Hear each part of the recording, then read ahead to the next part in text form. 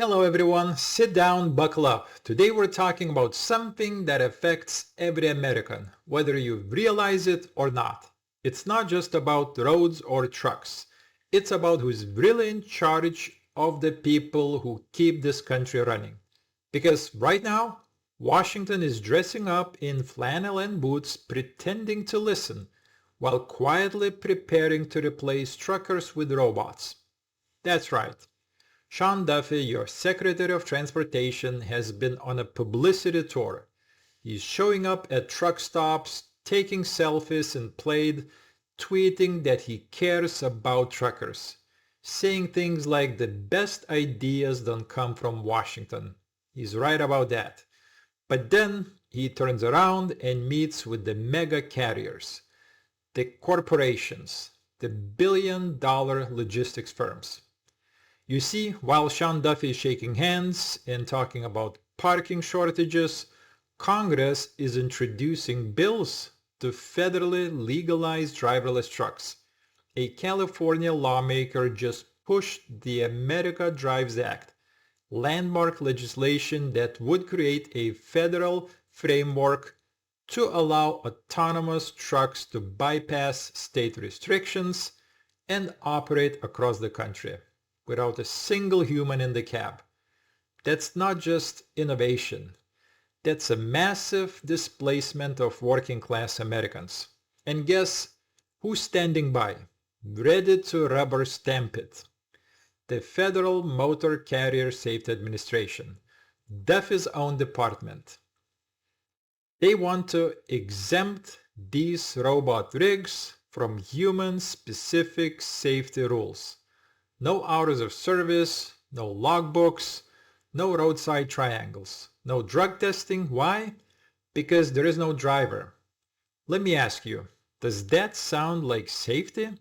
Or does that sound like a technology land grab at the expense of every American trucker? Good question. Truckers across the country are already fighting to survive. Ask any driver. You'll hear the same thing. 40% of them spend over an hour every single day just looking for parking. Not driving, not sleeping, not eating. Hunting for a space to rest. And while Duffy tweets about building more lots, the reality is this. Those grants go to states. States contract it out to, you guessed it, big carriers, the same ones he keeps meeting with. He's not visiting the mom and pop truck stops in Oregon, like the one in Portland, Jubits, a family-owned business running over 70 years strong. Family members still run day-to-day operations. In early decades, every family member even worked shifts, sometimes pulling 24 hours straight behind the counter. Why is not Duffy visiting them? Because it's not about helping real truckers. It's about controlling the narrative, making it look like Washington cares, while Washington moves the pieces to cut the driver out of the picture entirely. And what happens to the economy when that driver disappears? When real people, fathers, mothers, veterans are replaced with sensors and algorithms.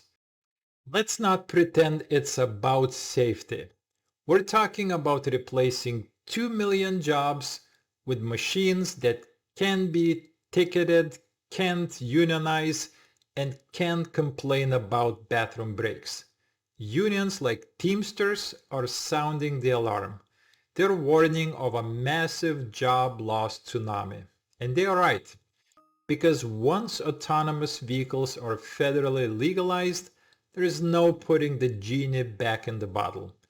And it's not just a slippery slope. It's a vertical drop.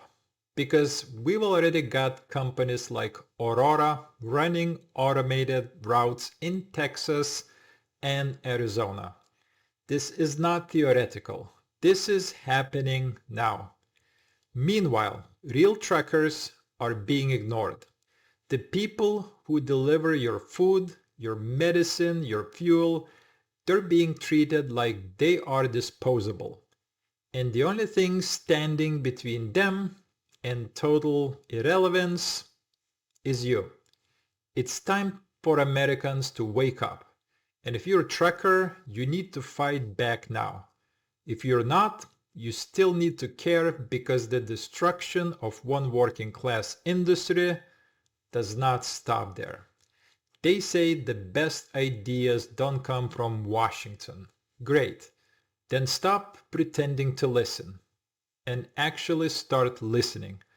Talk to the real drivers, those, everyday truckers, the ones sleeping in cabs, the ones running small fleets, the ones who have not had a raise in years but are still out there grinding because this country does not move without them. Secretary Duffy, if you're watching, put down the flannel, pick up the phone, and talk to someone who does not run a billion-dollar fleet. To everyday driver out there, share your story. Tag your representatives. Push back on this bill. Fight your seat in the cab because once it's gone, it's not coming back. This is America. Not Amazon, not Google, not some Silicon Valley experiment in replacing humans with hardware. This is the land of the free, and it does not run without wheels or without people who drive them. I'm Kevin. Thanks for watching. Do not forget to like, comment, and share this video, because if we don't speak up now, there won't be anything left to defend later. Subscribe for more and keep the rubber side down. See you next time. Bye-bye.